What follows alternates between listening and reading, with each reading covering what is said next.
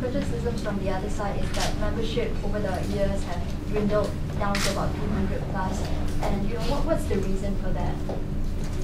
Singaporeans' apathy? Yeah, what happens is the problem with liberals, tolerant, reasonable people is that they're usually quite laid back.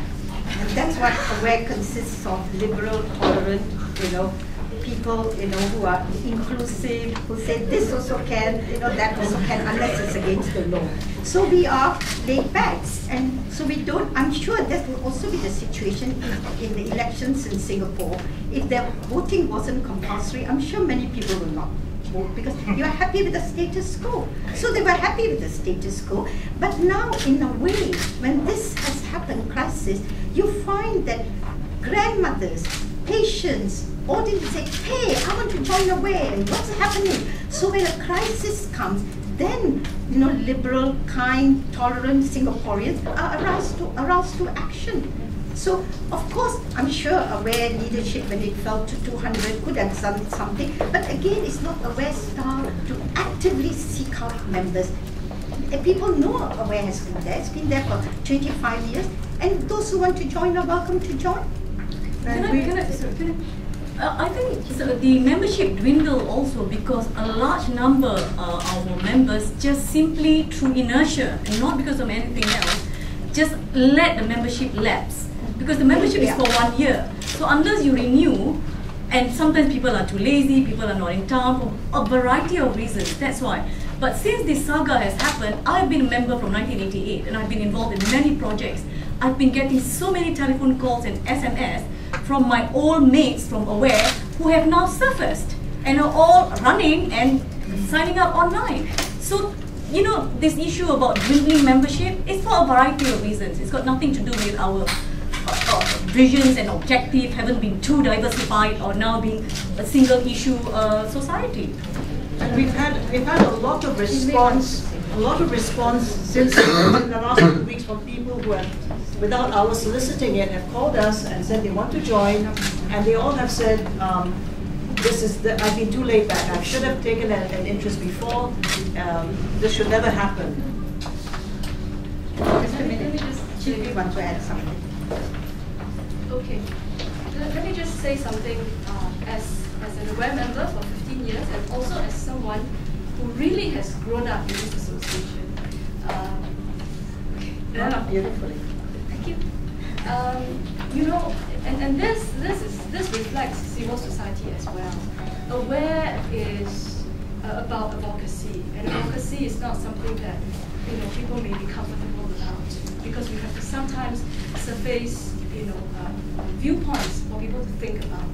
So having said that, we all know in civil society that we always have a core group of people over the years, very few people doing a lot, right? And then we have groups of people coming on to do projects. Some stay with us, some don't, or some come back to us after a few years, right? So over the years of 25 years, what you see are a lot of these dedicated women here. But we also know that there are a lot more women out there who have been contributing to AWARE and then going on with their life. Like Shoots and I saw each other only like recently, but we were working together in AWARE like more than 8 years ago. So it is a community, number one. But number two, it is also the state of Singapore's civil society. It is unfortunate that those of us who want to live a kind of life to contribute to society really put a lot of our time in it, and there aren't that many people. So AWARE is no different from, since I'm a social worker, AWARE is no different from the Association of Social Workers. The Association of Social Workers encountered the same thing. So to say that the membership has dropped and go up and all that, you could turn it around and say, AWARE probably has done very, very good communication with its members, that we all know what's going on, and that we have this great trust in what we're doing, and it's in the good hands. And over 15 years, I'm always very comforted and encouraged to see that there are always young women, in fact, women from different ages, 20s, 30s. So there's this whole community of people going, right? So membership is just one indication on paper, but there is this whole huge community of women.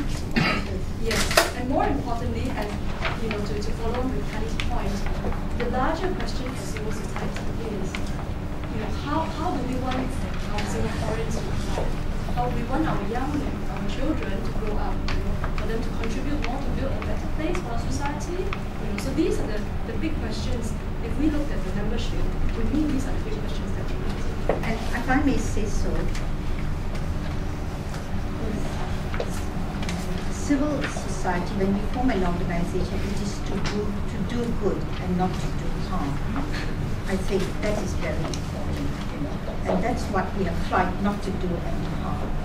Our good may have been a little checkered, but I don't think we have done any harm to anyone.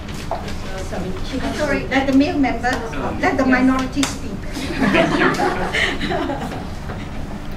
Even though I may be the minority, but I never felt like minority.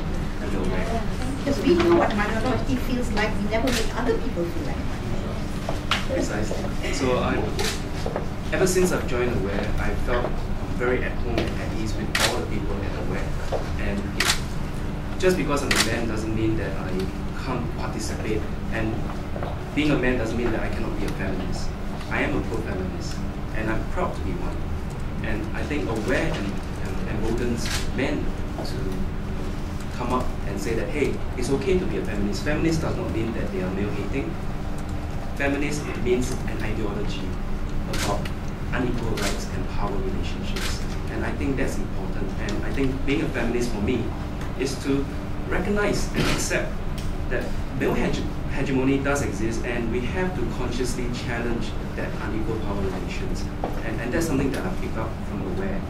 And I've been given the opportunity to run the White Ribbon campaign, which is anti-violence against women.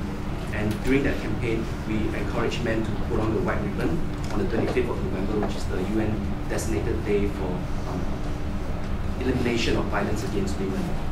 So we encourage men to put on the white ribbon and to take the pledge never to condone, never to commit, condone, nor remain silent about violence against women. So that was a very bold step for me to take up the chairpersonship and run the campaign. But it is such a good experience with all the support from the women. It's just fascinating to be working together with them. And I think I've gained so much by joining Aware, and I'm absolutely no regrets at all. So thank you.